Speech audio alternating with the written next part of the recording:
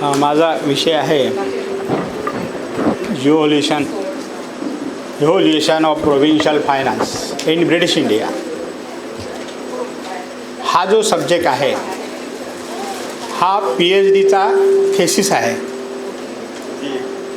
बाबासाहेब आंबेडकरांनी 1916 मध्ये कोलंबिया विद्यापीठामधून public finance evolution of provincial finance in British India हा त्यांचा ग्रंथ होता. त्याचे गाईड होते प्रोफेसर सेलिगमन. हे फायनान्समध्ये हे फार तज्ज्ञ प्रोफेसर होते त्या काळामध्ये आणि त्यांच्याकडे त्यांनी हे काम केले आहे. 1912 मध्ये बाबासाहेब एल्फिस्टन कॉलेजमधून BA पास केलं आणि मग त्यांना पुढच्या शिक्षणासाठी एक सयाजीराव गायकवाड यांनी एकदा असं डिक्लेअर केलं होतं की जर मागास वर्गामधील एखादा होतकरू विद्यार्थी अधिक शिकू इच्छित असेल तर या विद्यार्थ्याला मी फायनान्स करण्यासाठी तयार आहे असं मला सांगा. मग तो धागा पकडून बाबासाहेब आंबेडकर जेव्हा 10वी पास झाले होते तिथे या पोयबाचाडी परेलला त्यांचा सत्कार झाला होता आणि त्यांना केडुस्कर गुरुजी भेटले होते त्यावेळेसचे. ते चर्नी रोडला त्या गार्डनमध्ये जाऊन अभ्यास करायचे. ते गुरुजी पण तिथे जायचे. तेव्हापासून त्यांची चांगली मैत्री झाली होती आणि होतकरू विद्यार्थी आहे म्हणून त्यांना त्यांच्या सत्काराच्या काळामध्ये एक बुद्धाचं चरित्र पण त्यांना दिलं होतं वाचायला. असा त्यांचा ग्रोथ होत गेला आणि मग ते तिथून स्कॉलरशिप घेऊन सयाजीराव गायकवाडांची हे 6 टर्मसाठी होते, म्हणजे 3 वर्षासाठी स्कॉलरशिप होती आणि त्या स्कॉलरशिपवर ते US मध्ये गेले आणि कोलंबिया विद्यापीठामध्ये त्यांनी आपलं नाव नोंदलं आणि त्यांच्या कामाला सुरुवात केली. हा जो सब्जेक्ट आहे ह्याच्यामध्ये काय आहे, याच्यामध्ये भारतामध्ये जे पूर्वीचं राज्य होतं 1833 मध्ये ब्रिटिश कायदा आला होता. त्याच्या अगोदर हे लहान लहान प्रांतामधले राजे होते, सरदार होते, तिथले लोक निजाम होते. तर ते कर गोळा करून त्यांचा कारभार करायचे आणि जो टॅक्स असायचा हा बऱ्याचदा वस्तूमध्ये असायचा. ज्यांनी जे पिकवलं धान्य आहे ते धान्य ते त्यांना टॅक्स म्हणून द्यायचे. पैशाचा वापर खूप कमी होता आणि त्या काळामध्ये हा कर ते गोळा करत होते आणि त्यांच्या पुरतच ते खर्च करत होते. त्यामुळे त्यांचा हिशोब लागत नव्हता. असे वेगवेगळ्या प्रांत होते. मग या प्रांतामध्ये या वित्ताची उत्क्रांती ब्रिटिश भारतामध्ये कशी कशी टप्प्याटप्प्यानं होत गेलेली आहे. ब्रिटिश सरकारने एकदा सगळा कर जो होता तो ब्रिटिश सरकारचा झाला होता 1833च्या कायद्यानं आणि मग त्या करातून गोळा झालेल्या करामधून ब्रिटिश सरकार एक वेगवेगळ्या प्रांतांना पैसे खर्च करण्यासाठी द्यायचे आणि त्या खर्चामधून तुम्ही तुमचा हे कारभार केला पाहिजे, जास्त मागायचे नाही, अशी त्यांची ते पद्धत होती. पण ते हळूहळू पैसे कमी पडायला लागले. तर त्याच्यातले काही मुद्दे मी तुम्हाला याच्यातून सांगतो. एक मिनिट, वेळ तसा मला फारच कमी आहे त्यामुळं मला काही हे सगळं सांगता येणार नाही. तरी थोडक्यामध्ये जेवढं होईल तेवढं मी सांगण्याचा प्रयत्न करतो. हे जे इव्होल्युशन झालेलं आहे हे आहे 4 टप्प्यामध्ये 4 भाग पडलेले आहेत. सुरुवातीलाचा जो भाग होता त्यामध्ये केंद्र सरकार म्हणजे इम्पेरियल गव्हर्नमेंट, केंद्र सरकार हे राज्यांना थोडा थोडा पैसा द्यायचा आणि त्याच्यामधून त्यांनी त्यांचं काम करायचं. तो पैसा त्यांना पुरेसा होत नव्हता, कमी पडायचा. मग त्यांनी काय केलं, इम्पेरियल गव्हर्मेंट 1833 पासून सुरू होतं, म्हणजे इम्पेरियल गव्हर्मेंट म्हणजे ब्रिटिश गव्हर्मेंट, आणि त्यांच्याच अंडरमध्ये हा सगळा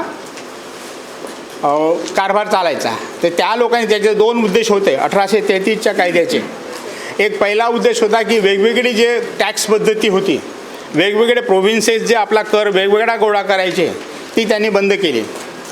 त्याच्यानंतर सेंट्रल गव्हर्मेंट हे स्ट्रॉंग झालं पाहिजे. दुसरी गोष्ट म्हणजे सेंट्रल गव्हर्मेंट त्यांनी स्ट्रॉंग घेतली, आणि अनेक ब्रिटिश लोक त्या गव्हर्मेंटच्या त्यांचं असल्यामुळे इथे येऊन राहायचे, आणि त्यांच्याकडून काही काही गव्हर्मेंटला न आवडणाऱ्या ॲक्टिव्हिटीज व्हायच्या, म्हणून त्यांच्यावर त्यांनी बंदी आणली होती. This provincial system replace the multiplicity of the tax collection and expenditures of the government. त्याचा पहिला उद्देश होता. आणि सेंट्रल गव्हर्मेंट हे क्रिएट करणं, म्हणजे केंद्र सरकार म्हणजे ब्रिटिश गव्हर्मेंटचं असं मत होतं की हा सगळा पैसा या देशातला जे आहे तो पहिल्यांदा आमच्याकडे आला पाहिजे, आणि मग याच्यातून आम्ही तुम्हाला खर्च करण्यासाठी पैसे देतो, जेवढे जेवढे तुम्हाला लागतात त्यासाठी आम्ही तुम्हाला पैसे देऊ. अशा पद्धतीने याची सुरुवात झाली होती. तर यामध्ये काय व्हायचं की योग्य वेळी पैसा नाही मिळायचा, आणि त्याच्यामुळं जे सोशल सेक्टर होतं त्याच्यावर फारसा खर्च होत नव्हता. म्हणजे जे बजेट सिस्टीम होती त्यांची, ही त्यावेळेस जशी आजची आहे ना त्याच्यामध्ये काही फारसा फरक नाही. म्हणजे बाबासाहेब आंबेडकरांचं हे जे संशोधन आहे त्या संशोधनावर अवलंबून आजची हे प्रोव्हिन्शियल सिस्टीम आहे, म्हणजे पब्लिक फायनान्सची सिस्टीम आहे. त्या काळामध्ये शिक्षणावर खर्च फार कमी असायचा, आरोग्यावरला खर्च कमी असायचा, डिफेन्सवरला सगळ्यात जास्त खर्च असायचा, इंटरेस्ट पेमेंटवरला हा मोठा खर्च असायचा. तर अशा पद्धतीचे ॲडमिनिस्ट्रेशनवर खर्च असायचा. हे जे खर्च होते याला अर्थशास्त्रामध्ये काय म्हणतात, नॉन प्रोडक्टिव्ह ॲक्टिव्हिटी, आणि त्याच्यावर जास्त खर्च होता. शिक्षण आहे, आरोग्य आहे, डेव्हलपमेंट आहे, याच्यावरला खर्च हा कमी होता. आणि त्यामुळे या पुस्तकामध्ये बाबासाहेब त्या ब्रिटिश गव्हर्नमेंटवर टीका करतात की तुमचा जो खर्च आहे, तुम्ही ज्या अतिशय रेग्रेसिव्ह म्हणजे पद्धतीनं जबरदस्तीनं सुद्धा लोकांकडून पैसे गोळा करतात, आणि हे लोक फार गरीब आहेत, टॅक्स देऊ शकत नाही आहे, त्यांचं उत्पन्नच फार कमी आहे. तर यांच्याकडून अतिरिक्त टॅक्स न घेता तुम्ही यांना सवलती दिल्या पाहिजेत, आणि यांच्या ज्या विकासात्मक कामं आहेत याच्यावर खर्च केला पाहिजे. पण तसं होत नव्हतं, आणि आजही तसंच आहे. आजही तुमचा शिक्षण म्हणा, आरोग्य म्हणा, पब्लिक सर्व्हिस याच्यावर खर्च कमी आहे. आजचीच अवस्थामध्ये असं वाटते मला कधी कधी की याच्यामध्ये सुद्धा कास्ट प्ले करते आहे, कास्ट रोल आहे ते. आता ते कसं आहे, आता जर सरकारने शिक्षणावर खर्च केला म्हणजे कुठे खर्च होणार, म्युन्सिपाल्टी शाळेमध्ये, गव्हर्नमेंटच्या शाळेमध्ये, त्याच ठिकाणी खर्च होणार. आणि तिथे जाणारे मुलं कोण असतात, एक तर दलित असतात किंवा मुस्लिम असतात, गरिबाची पोरं असतात.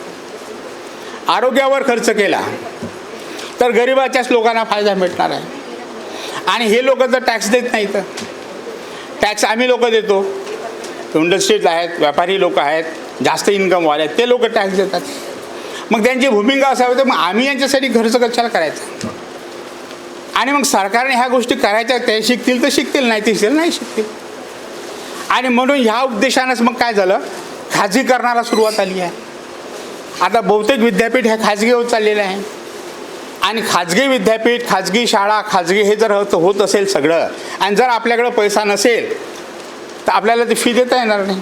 फी दिली नाही तुम्ही तर ते परीक्षाला बसू देत नाही. तर म्हणजे अशा पद्धतीचं हे मेकॅनिझम आजही आहे. म्हणजे हे जो वर्ग आहे पब्लिक फायनान्सचं काय असते की पब्लिक फायनान्स हा देशाची विकासाची गती ठरवू शकतो. सरकारकडे येणारं उत्पन्न हे कशा चॅनलनं कुठे कुठे खर्च झालं पाहिजे, जेणेकरून त्या देशातलं जीवनमान उंचावेल, जेणेकरून त्या देशामध्ये शिक्षणाची प्रगती होईल, त्या देशामधले आरोग्याची सुधारणा होईल, आणि यासाठी सरकारनं मोठमोठे पब्लिक हॉस्पिटल बांधले पाहिजे. पण त्याऐवजी सरकारने स्कीम आणलेली आहे PPT, पब्लिक प्रायव्हेट पार्टनरशिप. म्हणजे गव्हर्नमेंटनं जागा द्यायची, गव्हर्नमेंटनं सगळ्या सुविधा द्यायच्या, प्रायव्हेट लोकांना जाऊन तिथं हॉस्पिटल चालवायचं आणि त्याच्याकडून त्यांनी फी घ्यायची. अशी ही सिस्टीम येऊन राहिलेली आहे. शिक्षणामध्ये अशी सिस्टीम येऊन राहिलेली आहे आणि त्यामुळे गळतीचं प्रमाण हे मुलामध्ये जास्त आहे. जर मुलं शिकले नाही एका आजच्या गरजेप्रमाणेचं शिक्षण, त्यांना जॉब मिळत नाही. आता हे जॉबचं जे हे आहे हे 2005पासूनच कमी केलं वाजपेयी सरकारने आणि पेन्शन पण त्यांनी थांबवलं तेव्हापासूनच. मोदी सरकारने सगळ्या इंडस्ट्रीज काढून टाकलेल्या आहेत. आणि आजचे जे तरुण पोरं आहेत, मी रिटायरमेंट झाल्यानंतर एका छोट्याशा कॉलेजमध्ये होतो प्राचार्य, तिथल्या प्रोफेसरला पगार एक 10 ते 15 हजार आहे. म्हणजे मुंबईमध्ये 10-15 हजारामध्ये प्राध्यापक जर शिकवत असेल तर तो कसा मेंटेन करत असेल आणि कुठं राहत असेल. ते हे अशी अतिशय दयनीय व्यवस्था आहे. आणि त्याच्यामुळे जे बाबासाहेबांचं मत आहे हे मत आजही जसं या तसं आपल्याला लागू पडतं. एक मिनिट.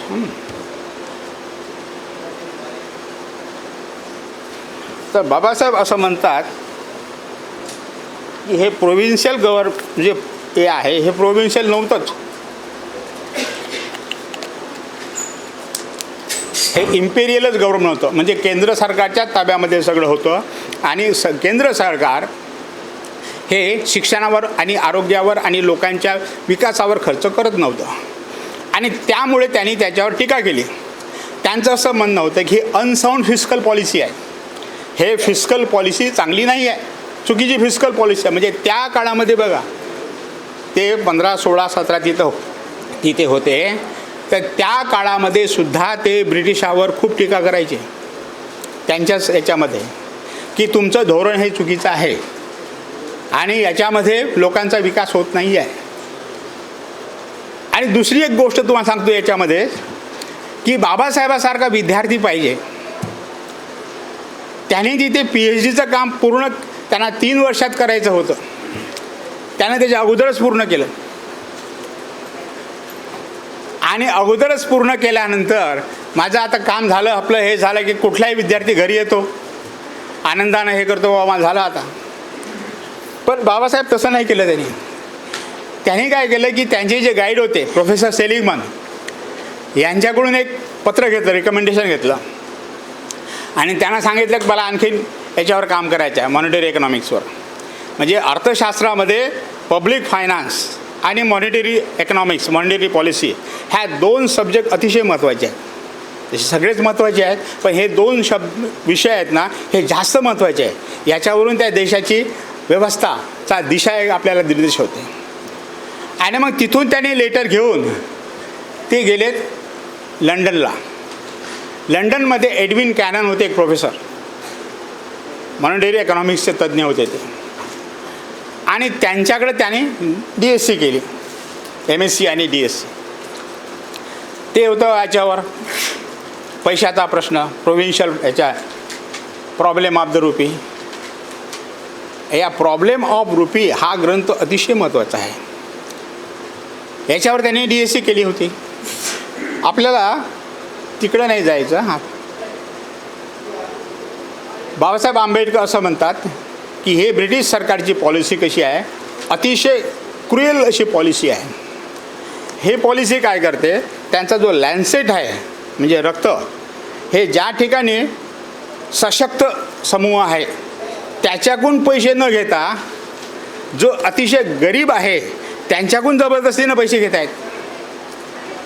म्हणजे बघा सरकार काय करते, सध्या इंडस्ट्रीज लोकांना मोठमोठे टॅक्स माफ करते, त्यांचं लोन माफ करते आहे, इन्कम टॅक्समध्ये सूट देते आहे. आणि इनडायरेक्ट टॅक्स म्हणजे आजचा GST हा प्रत्येक वस्तूवर आहे.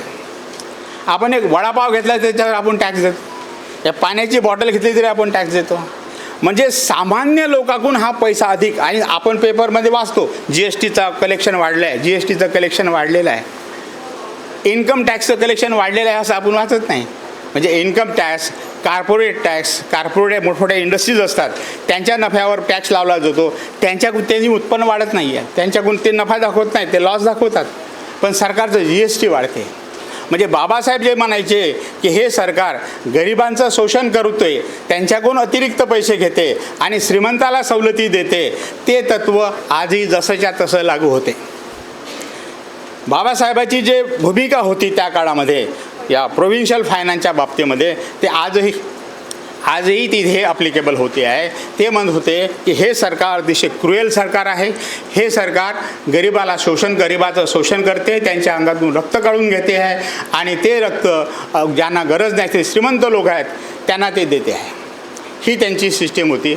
आणि त्या खर्चामध्ये ते असं म्हणतात, पब्लिक एक्सपेंडिचर हे ते कुठे खर्च करायचे, म्हणजे अशा जबरदस्तीने ते कर घ्यायचे आणि खर्च मात्र त्यांचा डिफेन्सवर व्हायचा.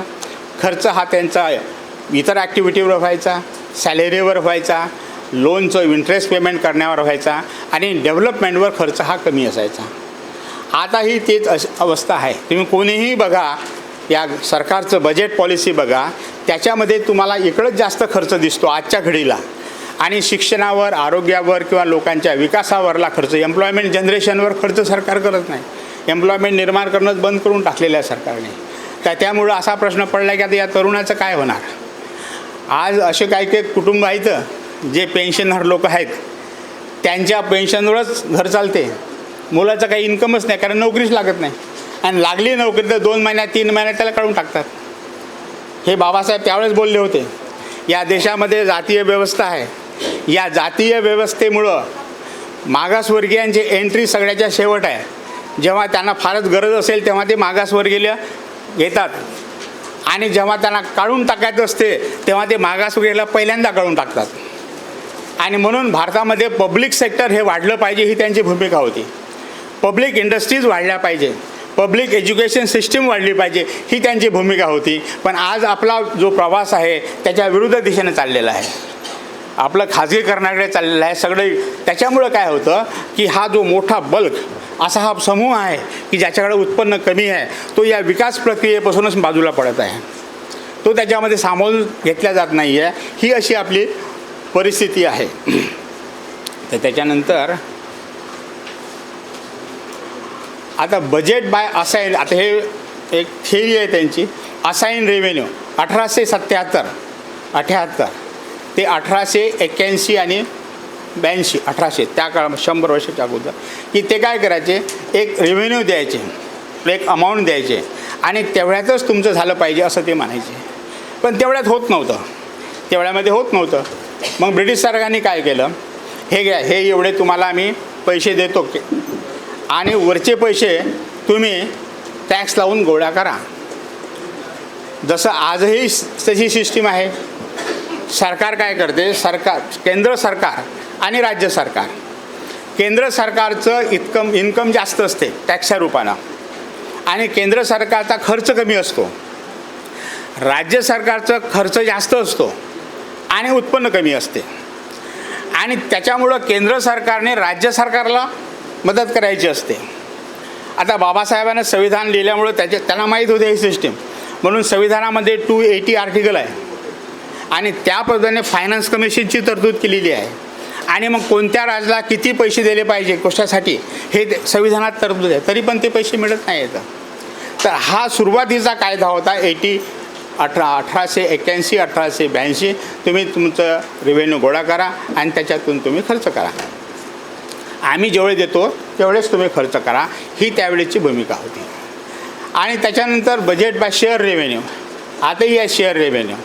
आपण हे टॅक्स गोळा केल्यानंतर सगळे पैसे आमच्याकडे येऊ द्या आणि मग याच्यातला एक हिस्सा आम्ही तुम्हाला देतो, उरलेले पैसे हे सेंट्रलकडून राहतात. ते तीच सिस्टीम आजही आहे, नावं फक्त बदललेलं आहेत. म्हणजे बाबासाहेबांचं जे साहित्य आहे अर्थशास्त्रामधलं, हे साहित्य आजसुद्धा रिलेव्हंट आहे आणि आज याचा डायरेक्टली इनडायरेक्टली वापर होतो आहे. फक्त आपण बोलत नाही की हे बाबासाहेबाचं आहे, हे गव्हर्नमेंट नवीन करते असं बोलतो, पण ॲक्च्युली हे त्यावेळेपासूनच आहे. आणि हे शेअरिंग करणं टॅक्स हे आजही आहे. आजही प्रांत सरकार म्हणजे राज्य सरकारचं हे म्हणणं आहे आणि त्याच्यानंतर 82-83मध्ये 1882 म्हणजे फायनल झालं की तुम्ही एवढे हे पैसे गोळा करायचे आणि तुम्हीच खर्च करायचा आणि आम्हाला याच्यातले एवढे पैसे द्यायचे. अशा पद्धतीनं होता तो खर्च. आणि म्हणून हा जो बाबासाहेबांच्या काळातला असलेला हा पद्धत ही अतिशय इनजस्टिस होती. या पद्धतीमुळे इथल्या सामान्य माणसाचं मोठं नुकसान होत होतं. त्यांना विकासाला संधी मिळत नव्हती आहे आणि ते म्हणून बाबासाहेबांना याच्यावर टीका केली होती. हे होतं provincial finance in British India. हे अशा पद्धतीनं हळूहळू हे बदलत गेलं. त्याच्यानंतर वेगवेगळे नियम येत गेले. 1904-1905मध्ये याच्यामध्ये आणखीन काही सवलती दिल्या राज्य सरकारला, पण त्या सवलती नेहमी त्यांच्या कमी असायच्या त्यांच्या गरजेपेक्षा. आणि नंतर प्रोव्हिन्शियल जे फायनान्स आहे त्याच्यामध्ये अनेक लिमिटेशन्स होत्या. हे आपल्याला दिसतेच आली लिमिटेशन. तर हे कसं आहे बघा, 29 स्लाईस आहे साहेब. 2-2 मिनटं बोलून ती एका तासाच्या वर जाते. त्याच्यामुळं आता तुमचा टाईम संपत आलेला आहे. म्हणून मी न जाता पुढे, हा एक मोठा विषय आहे, याच्यावर 2-3 तासाचं व्याख्यान व्हायला पाहिजे. तर हे एवढ्या काळात ते होणार नाही. तर याच्यामधून शेवटचा कन्क्लुजन सांगतो.